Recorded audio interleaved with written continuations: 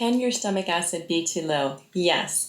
And today we're going to talk about the symptoms of low stomach acid, why you could get low stomach acid, the dangers of having low stomach acid, and what you can do about it, along with a simple test you can do at home. So stay tuned to find out more about that.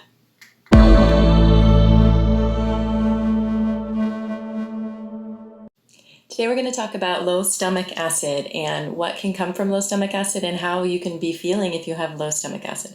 So I'm Dr. Shelley Meyer. Welcome to my channel. We talk about gut health, hormone health, and gene health and how they can all come together and how important each of them are to help you thrive and to feel your best. So if you like this kind of content, please subscribe, share, comment, and hit the bell notification to be notified when we post every Thursday. So thanks for joining us today. Low stomach acid is something that's not talked about very often because a lot of times we hear about high stomach acid and we hear from the pharmaceutical industries or we get the commercials from them about using their products to lower stomach acid. And did you know that, 110 million people are on a prescription for lowering their stomach acid? 1 in 3 Americans has high stomach acid. That's really hard to believe. I think they're overprescribed. These medicines are dangerous. So I guess that's not what we're talking about here. Is reflux. Although I'm going to do another video on acid reflux, but today we're talking about low stomach acid. But those drugs that I just talked about can cause low stomach acid. It can also be caused from other reasons. I'm sorry, I'm at home, so there's dogs and kids and all kinds of chaos going on. So because it can be caused from other reasons, but using those medications definitely puts you in a harmful place with getting low stomach acid from those medications. So let's talk about the symptoms of low stomach acid. But first, before we do that, let's talk about what is supposed to happen with your when you're eating and what your food is supposed to be broken down into and what happens when you have low stomach acid. So you're supposed to eat it, chew it, turns into a liquid or what we call a chyme, and then it gets digested. Well, when you have low stomach acid, you don't turn it into that liquid bolus. You actually it stays more solid. It doesn't get digested well. It passes undigested, partially digested, let's say, into your small intestine. And then when it's in the small intestine, it is, instead of being digested appropriately, it's being broken down by your bacteria and being fermented. Thus, some of the major symptoms that we're going to talk about from low stomach acid. So some of the symptoms you can see from low stomach acid are, the major thing I deal with is bloating. So that's why that was in the thumbnail today, is bloating can be caused by low stomach acid. And also you can have ridges in your fingernails. You can also have bad tasting, smelly kind of burps when you don't have enough stomach acid. And you can get reflux, which is confusing because a lot of times we think of that as high stomach acid, but can actually be caused by low stomach acid too. And gas 1 to 2 hours after you eat. So if you have that bloating or gas 1 to 2 hours after you eat, even lasting up to 4 to 6 hours after you eat, particularly with proteins and meat. So if you find, I see it more so even with red meat because that's harder to digest when you don't have enough stomach acid. So if you eat a big burger or steak or something like that and you're getting bloated and just so uncomfortable and acidy and everything after that, then I would consider the diagnosis of low stomach acid rather than the high stomach acid. So why is this dangerous? Well, first of all, we don't want to feel that way, right? We don't want to feel uncomfortable, and bloating is one of the major things that people come to see me for when we're talking about digestive health.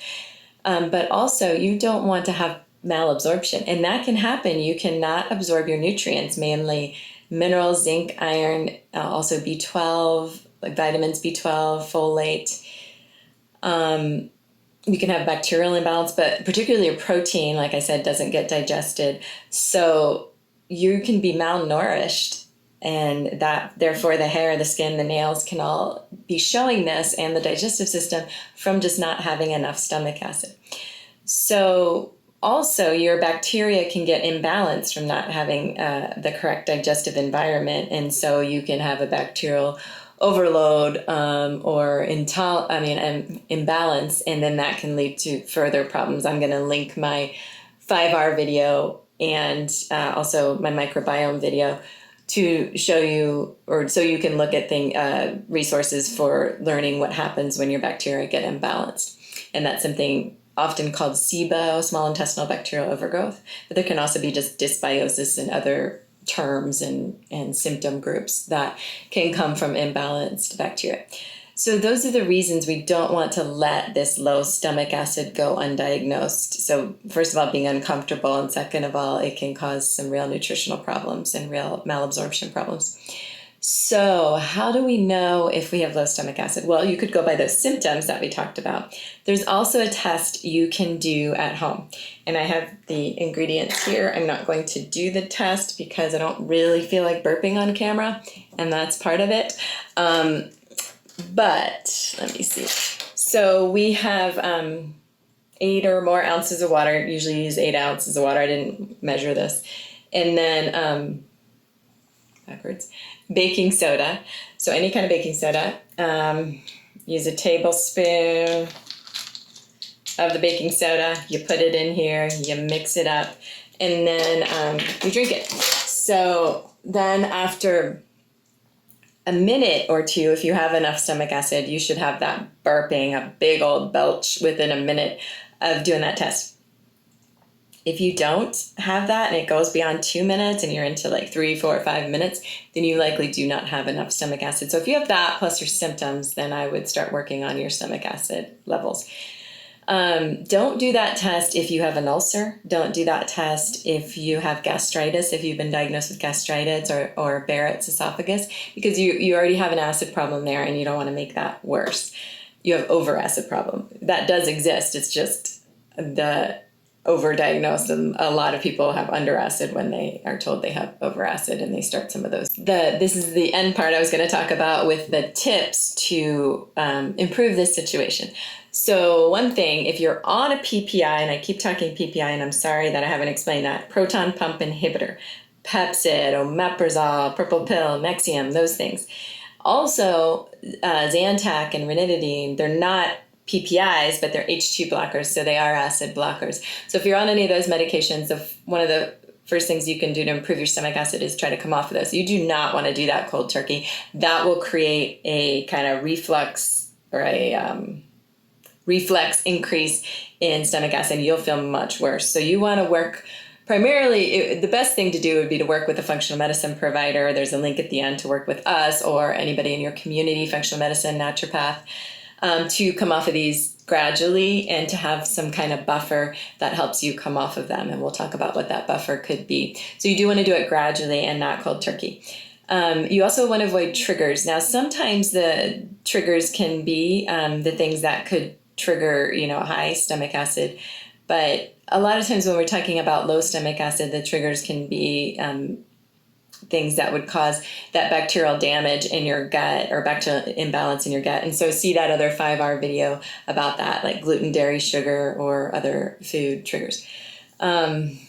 Also, you want to, like I said, taper slowly. Now, the buffer I was talking about, that the herbal things or vitamin, hormone, herbal things that can help you heal while you're trying to taper off those medicines, or if you're not on those medicines, you don't want to use these. But if you're trying to come off of proton pump inhibitors or H2 blockers, you could use 3 milligrams of melatonin at night. You can use slippery elm tea or the herb itself in a tincture or a capsule. And you can use DGL. It's called deglycerinized licorice. And the reason it has that DG in front of the licorice is because licorice can raise your blood pressure by itself. So it's formulated in a way to help your digestive system better and to not be cause your blood pressure to go up. You would take a capsule of that before each meal and add a digestive enzyme to that. Now that's just the protocol if you're trying to come off of the acid blocking medication. So leave that alone if you're not trying to come off of those.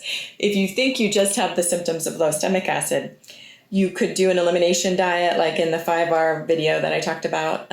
So check out that video. And you can also then take a digestive enzyme, either a regular digestive enzyme or pancreatic digestive enzyme, to help your body digest better, but also something called betaine HCl. And again, you do not want to take this or do any of this if you have gastritis or a stomach ulcer. So talk to your provider if you have any of those. But if you don't, you can try betaine HCl. Usually comes in about 500 milligrams. You can take 1 capsule with each protein-containing meal. Then the next day, take 2 capsules with each protein-containing meal. We sometimes have to go up to 5 capsules with each protein-containing meal until the situation gets better. Now, you know you've gone too far with those when you start to feel acid reflux or any of burning or anything or any kind of stomach pain or discomfort. And then you taper it back to the prior day's dose. But I can get you more information on that if you want to DM me on Instagram and follow me on Instagram, and I can get you more information on that test and kind of in a PDF so you can follow it. So those are the things you can try and you can do at home to kind of help repair this.